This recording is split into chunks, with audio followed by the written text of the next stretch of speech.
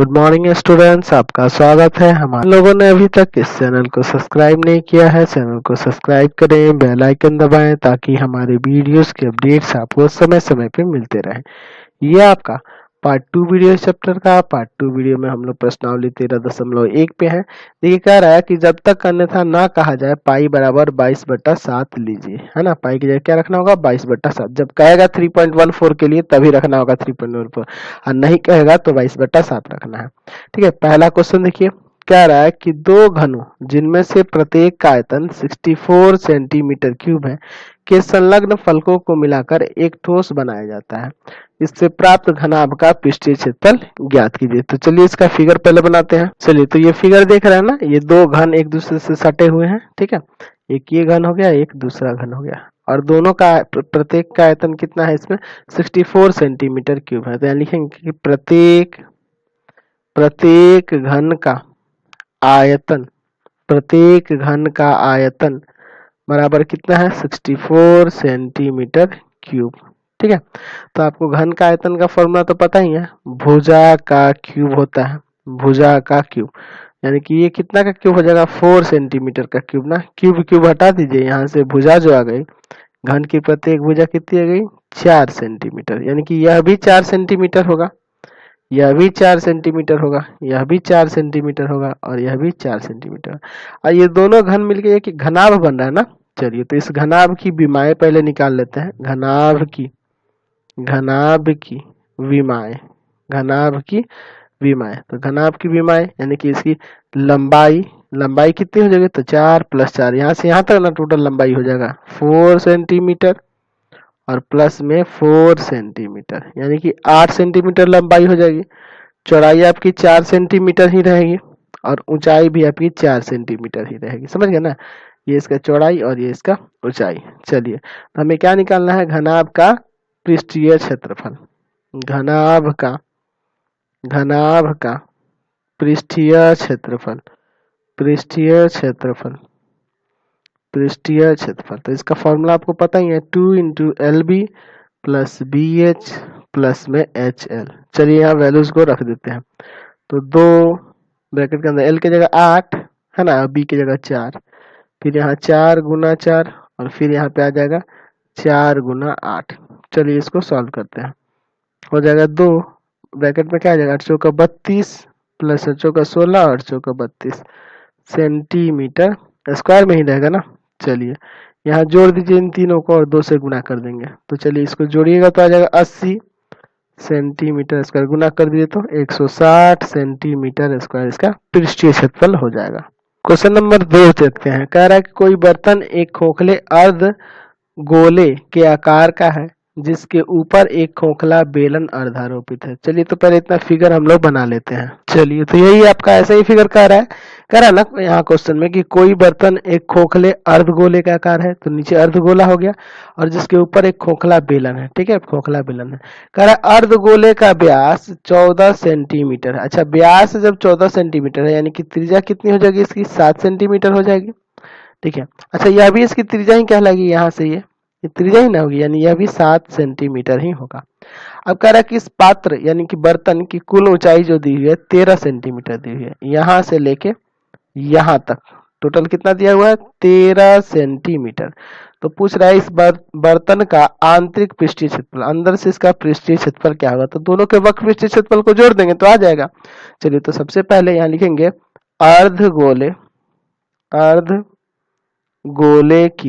अर्धगोले की त्रिज्या, अर्धगोले की त्रिज्या यानी कि R, तो D/2 व्यास का आधा ना होता है, तो 14/2 कितना आ जाएगा? 7 सेंटीमीटर, 7 सेंटीमीटर। अच्छा, बेलन की त्रिज्या, बेलन की त्रिज्या, तो बेलन की त्रिज्या भी आपकी वही हो जाएगी सेम, 7 सेंटीमीटर।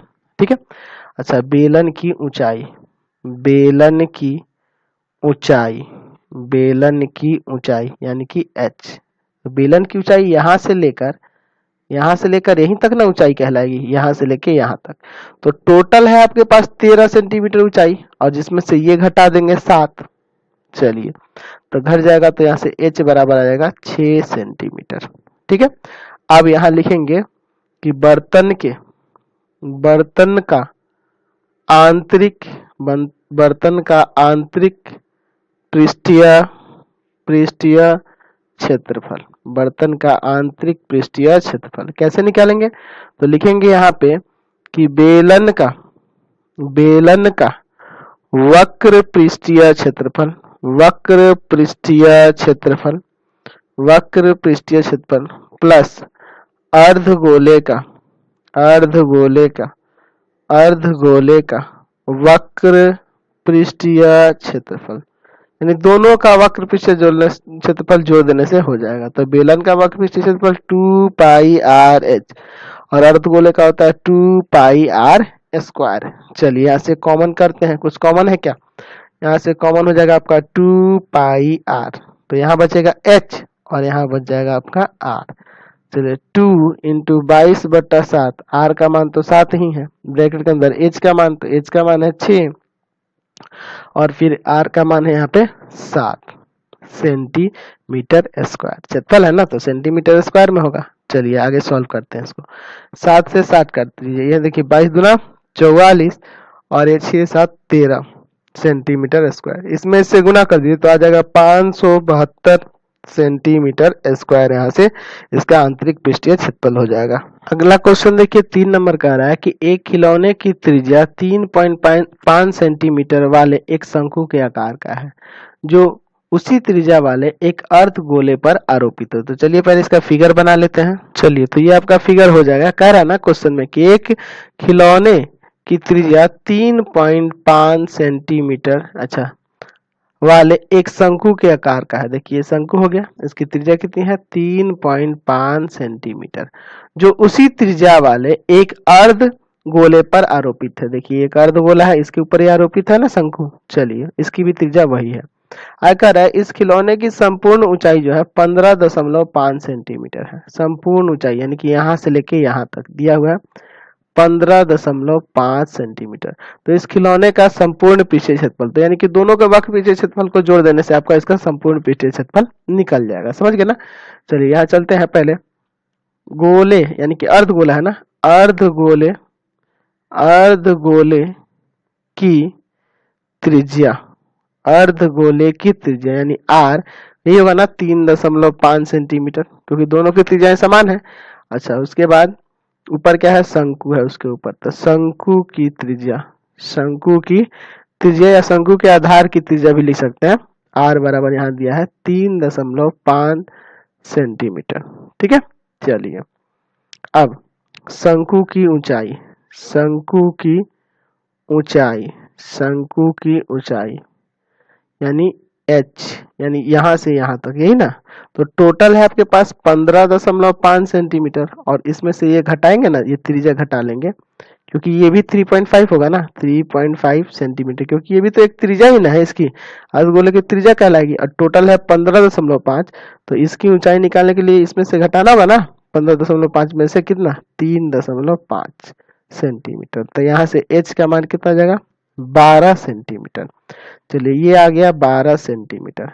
अब देखिए इसका जो वक्र पृष्ठीय क्षेत्रफल निकलेगा तो उसमें तिर्यक ऊंचाई की जरूरत है। तो चलिए शंकु की तिर्यक ऊंचाई भी निकालते हैं। शंकु की तिर्यक ऊंचाई यानी कि L निकालना होगा ना।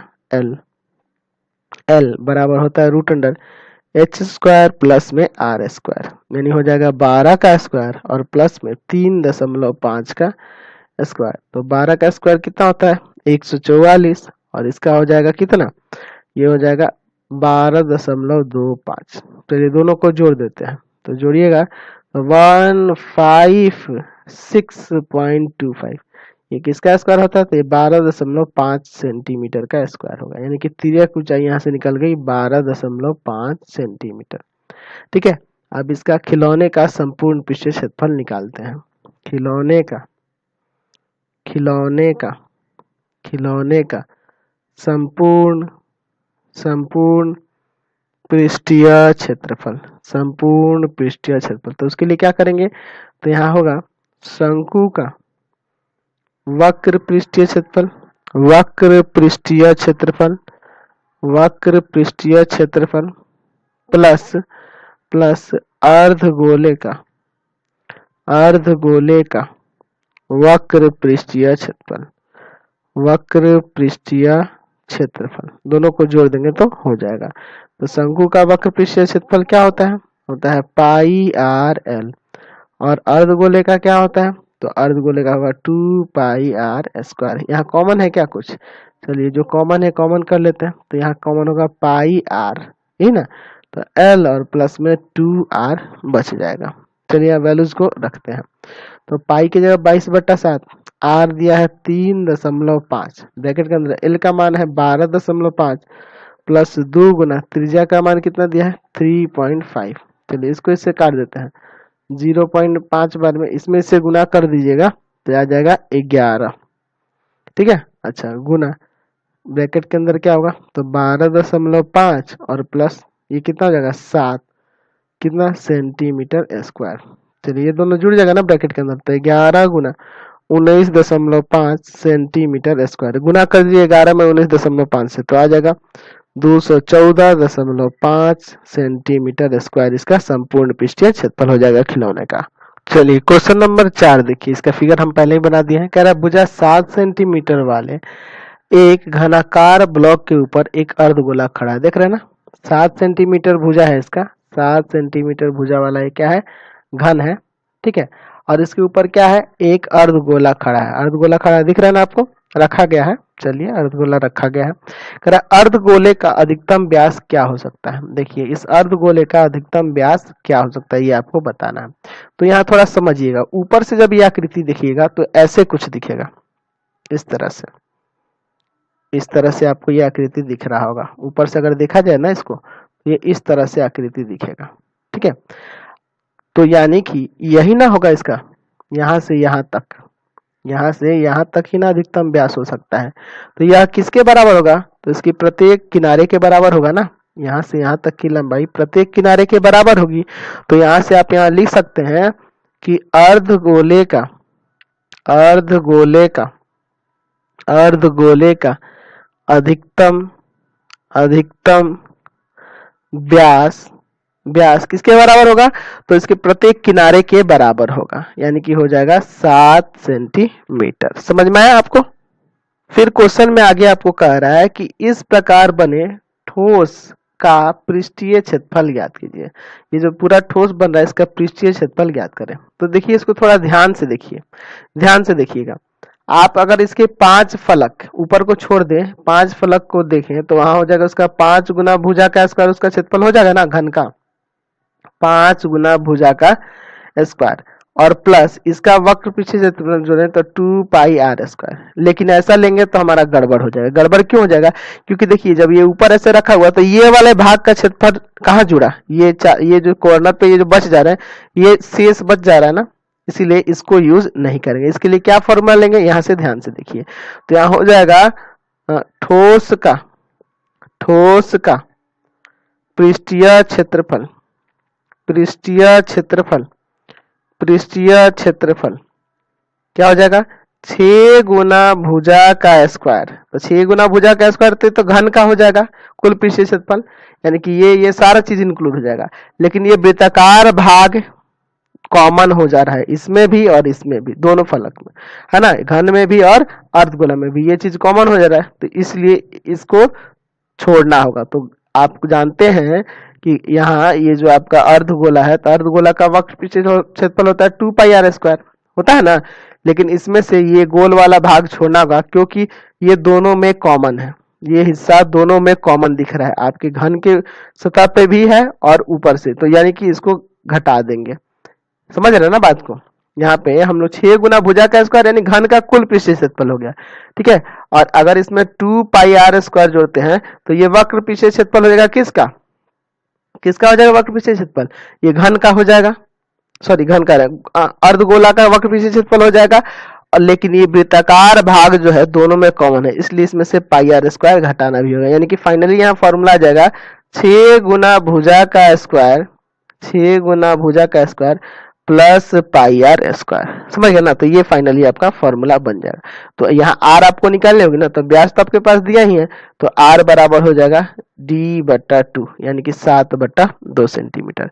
और भुजा आपके पास पता ही है, यहाँ लिख सकते हैं वर्ग की भुजा, सॉरी वर्क कर रहे हैं। घन की भुजा, घन की भुजा, घन की भुजा बराबर दिया है 7 सेंटीमीटर। चलिए तो हो जाएगा 6 गुना 7 का स्क्वायर प्लस पाई की जगह 22/7, आर कितना दिया है तो 7/2 गुना में 7/2। चलिए आगे सॉल्व करते हैं। तो 6 7 का स्क्वायर कितना हो जाएगा 49 ना, 49 और प्लस यहाँ देखिए 7 से 60 काटिए, इसको इससे काट दीजिए 11 वाला, तो 11 7 77 और बट्टा में 2। अच्छा चलिए आगे सॉल्व करते हैं। तो 49 में 6 से गुना कर देंगे तो ये आ जाएगा आपका 294 और प्लस में इसमें भाग करेंगे तो आएगा 38.5। दोनों को जोड़ देंगे तो आ जाएगा यहाँ से 332.5 सेंटीमीटर स्क्वायर। समझ में आया नहीं? चलिए अगला क्वेश्चन देखते हैं। क्वेश्चन नंबर 5 देखिए, जिसका फिगर हम यहाँ बगल में बना दिए। कह रहा है एक घनाकार ब्लॉक कि एक फलक को अंदर की ओर काटकर एक अर्धगोलाकार गड्ढा इस प्रकार बनाया गया है कि अर्धगोले का व्यास घन के एक किनारे के बराबर। देख रहे हैं ना, ये आपका एक घनाकार है ना ब्लॉक। अब इसके एक फलक को यानी यहाँ पे देखिए अंदर की ओर काटकर एक अर्धगोलाकार गड्ढा बनाया गया है और जिसका अर्धगोले का जो व्यास है, ये व्यास यानी कि यहाँ से यहाँ तक जो है ये व्यास जो है किसके बराबर है तो इस घन के किनारे के बराबर। देख रहे हैं ना, घन के किनारे के बराबर है। तो शेष बचे हुए ठोस का पृष्ठीय क्षेत्रफल ज्ञात करना है, यानी काट के निकालने के बाद जो पृष्ठीय क्षेत्रफल दिखेगा उसको निकालना है आपको। देखिए यहाँ पे माना घन की प्रत्येक भुजा L है। मान लेते हैं घन की प्रत्येक भुजा क्या है L है। तो यहाँ से हम अर्धगोले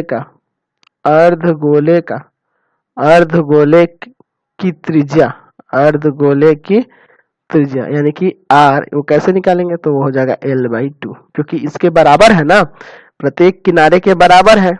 कौन सा व्यास उसका प्रत्येक किनारे के बराबर है यानी कि उसका आधा हो जाएगा।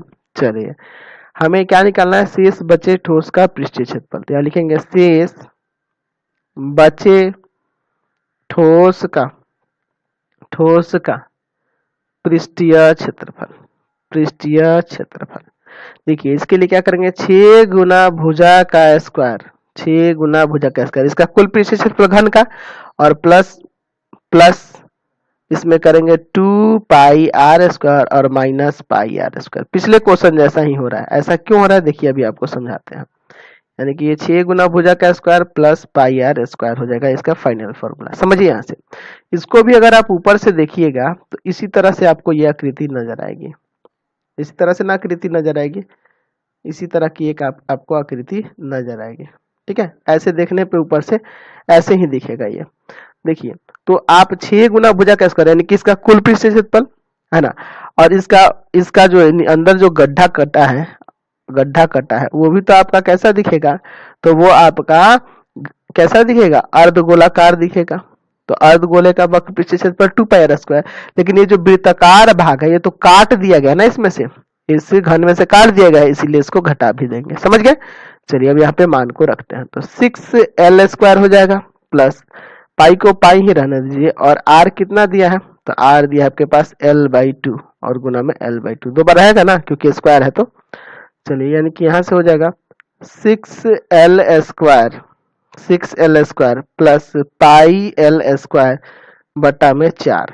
चलिए यहाँ एलसीएम लेते हैं, एलसीएम होगा 4 का 24L स्क्वायर और प्लस पाई L स्क्वायर। चलिए ऊपर से L स्क्वायर कॉमन है ना और नीचे 4 है तो इसको लिख देंगे 1/4 L स्क्वायर कॉमन कर लेंगे तो यहाँ बचेगा 24 प्लस में पाई वर्ग इकाई। यहाँ से आपका क्षेत्रफल आ गया। समझ में आया? चलते हैं अगले क्वेश्चन पे। क्वेश्चन नंबर 6 देखिए, कह रहा है कि दवा का एक कैप्सूल एक बेलन के आकार का है। ठीक है, दवा का कैप्सूल एक बेलन का आकार का है जिसके दोनों सिरों पर एक एक अर्धगोला लगा हुआ है। देखिए आकृति में देखिए तो यहाँ पे दिया है ना, यहाँ बीच में बेलन है, यहाँ बेलन है और इसके ऊपर ये दोनों तरफ से क्या दिख रहा है आपको, ये दोनों तरफ से अर्धगोले दिख रहे हैं। ठीक है, पूरे कैप्सूल की लंबाई दी हुई है 14 mm। ठीक है, और यहाँ व्यास जो है, इसका व्यास जो है 5 mm दिया है। तो इसका पृष्ठीय क्षेत्रफल ज्ञात करना है। तो चलिए इसका फिगर हम लोग अपने हिसाब से बना लेते हैं। चलिए तो ये फिगर हम लोग देखते हैं। कुल ऊंचाई इसके पास कितना यहाँ दिया है 14 mm, यहाँ से कुल लंबाई कहिए या ऊंचाई कहिए 14 mm है, ठीक है। अच्छा, इसका व्यास जब दिया है 5 mm तो त्रिज्या कितनी हो जाएगी 2.5 mm ना, 2.5 mm हो जाएगा।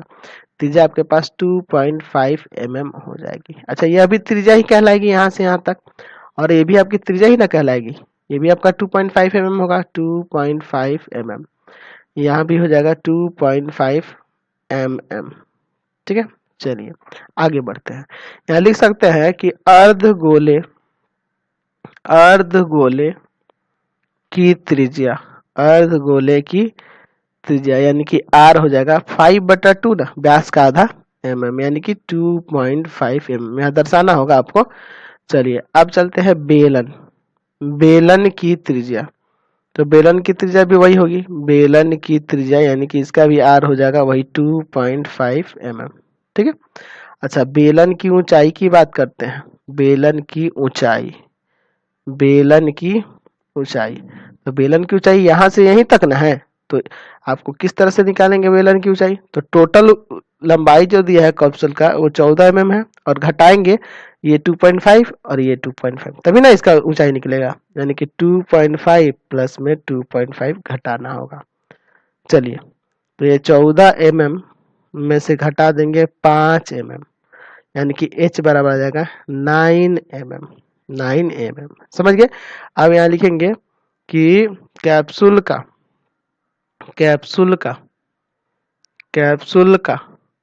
पृष्ठीय क्षेत्रफल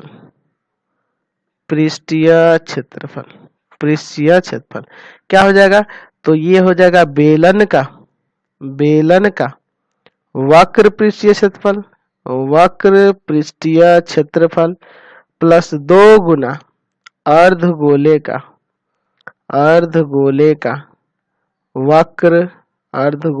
वक्र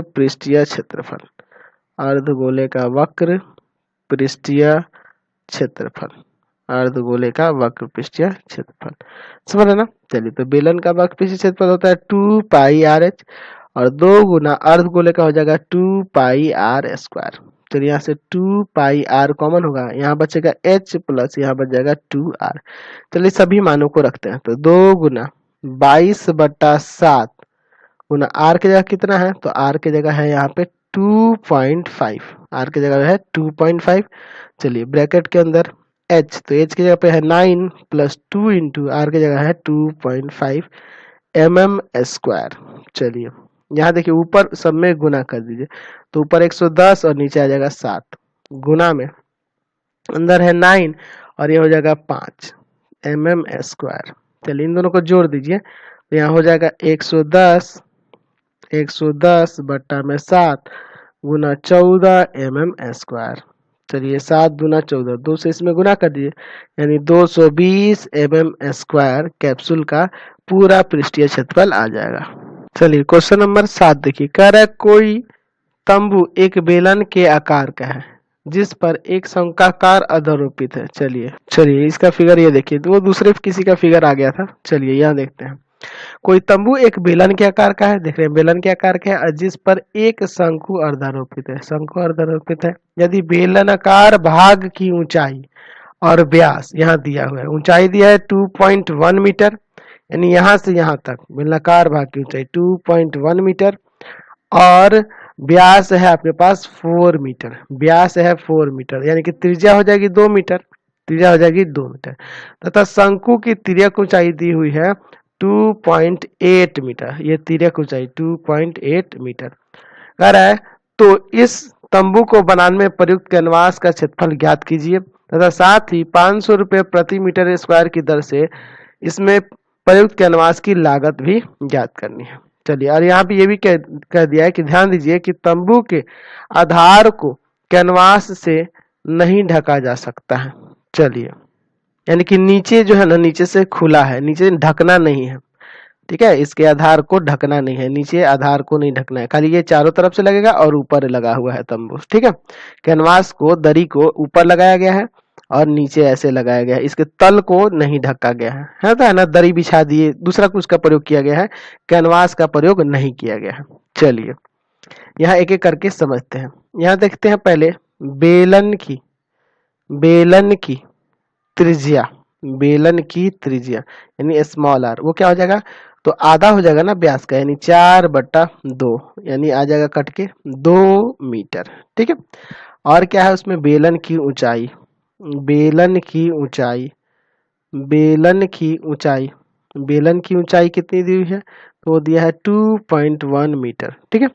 अब क्या कह रहा है कि शंकु की तिर्यक ऊंचाई भी दी हुई है, चलिए इसको भी लिखते हैं, शंकु की तिर्यक ऊंचाई, तिर्यक ऊंचाई, तिर्यक ऊंचाई, तो शंकु की तिर्यक ऊंचाई कितनी दी हुई है, तो इसको एल से ना सूचित किया जाता है, तो एल लिख देते हैं, शंकु की तिर्यक ऊंचाई यानी कि एल दिया है 2.8 मीटर।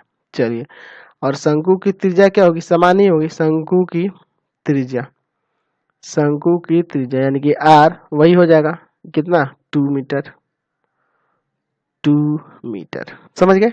चलिए, अब यहाँ लिखेंगे, है ना, कैनवास में, कैनवास का क्षेत्रफल है ना, तंबू को बनाने में, तंबू को बनाने में, बनाने में प्रयुक्त, प्रयुक्त कैनवास, कैनवास का, कैनवास का क्षेत्रफल, क्षेत्रफल, तो उसको कैसे निकालेंगे, तो यहाँ लिखेंगे बेलन का, बेलन का वक्र पृष्ठीय क्षेत्रफल, वक्र पृष्ठीय क्षेत्रफल प्लस में शंकु का, शंकु का वक्र पृष्ठीय क्षेत्रफल, वक्र पृष्ठीय क्षेत्रफल। चलिए दोनों को जोड़ देंगे, तो बेलन का वक्र पृष्ठीय क्षेत्रफल क्या होता है, तो इसका होता है 2πr/h और शंकु का होता है πr/l। चलिए यहाँ से πr कॉमन कर दीजिए, यहाँ बचेगा 2h +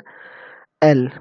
चलिए अगले स्टेप में यहाँ पे सबका मान रखते हैं, पाई की जगह पे 22/7 गुना में r का मान कितना है, तो r का मान तो 2 दिया है ना, चलिए तो r की जगह पे 2 ब्रैकेट में 2 इंटू एच, एच कितना है, तो 2.1 और प्लस एल, एल का मान कितना है 2.8, चलिए मीटर स्क्वायर। तो ये हो जाएगा 44/7, अच्छा गुना में ब्रैकेट के अंदर कितना हो जाएगा, इन दोनों में गुना किया जाएगा तो 4.2 और प्लस में 2.8 मीटर स्क्वायर, इन दोनों को जोड़ देना तो हो जाएगा 44/7 गुना में ये दोनों जुड़ के हो जाएगा 7 मीटर स्क्वायर, कट जाएगा यहाँ से, आ गया 44 मीटर स्क्वायर। अच्छा यहाँ अब क्या निकालना है, तो इसमें लागत भी निकालनी है, क्या निकालना है, यहाँ देखिए कह रहा है कि 500 रुपये प्रति मीटर स्क्वायर की दर से प्रयुक्त कैनवास की लागत। चलिए यहाँ लिखेंगे कैनवास की लागत, कैनवास की लागत भी हमें निकालनी है, तो कैनवास की लागत कैसे हो जाएगी, तो 500 रुपये प्रति मीटर स्क्वायर है ना, तो 500 में गुना कर देंगे 44 से, तो ये कितना रुपया हो जाएगा, गुना कर दीजिएगा तो ये आ जाएगा 22,000, 22,000 आ जाएगा, 22,000 रुपया लगेगा इसमें। समझ गए। चलिए क्वेश्चन देखते हैं, कह रहा है ऊंचाई 2.4 सेंटीमीटर और व्यास 1.4 सेंटीमीटर वाले एक ठोस बेलन में से इसी ऊंचाई और इसी व्यास वाला एक शंक्वाकार खोल काट लिया गया, काट लिया जाता है। चलिए देखिए इस फिगर में वही दिखा रहा है कि देखिए ये एक बेलन है और बेलन की ऊंचाई दी हुई है 2.4 सेंटीमीटर, अच्छा व्यास 1.4 सेंटीमीटर है, तो त्रिज्या कितना हो जाएगा 0.7 सेंटीमीटर ना। चलिए अब इसमें से इसी ऊंचाई और इसी व्यास वाला, देख रहे हैं ऊंचाई इसकी 2.4 है और इसी व्यास वाला यानी कि त्रिज्या भी समान होगी।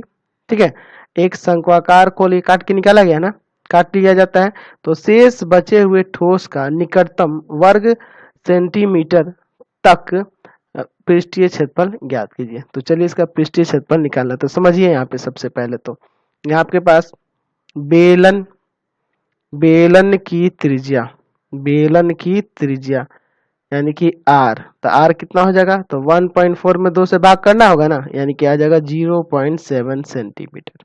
ठीक है, बेलन की ऊंचाई, बेलन की ऊंचाई, बेलन की ऊंचाई, तो बेलन की ऊंचाई कितनी है 2.4 सेंटीमीटर, तो इसको h से सूचित कर देते हैं। चलिए अच्छा उसके बाद चलते हैं शंकु के पास, शंकु की ऊंचाई, शंकु की ऊंचाई इसका भी h ही होगा क्योंकि समान ऊंचाई है ना 2.4 सेंटीमीटर। अच्छा शंकु की त्रिज्या, शंकु की त्रिज्या क्या होगी, तो दोनों की जब व्यास बराबर है तो त्रिज्याएं भी तो बराबर होगी ना, यानी कि r बराबर इसका भी 0.7 सेंटीमीटर।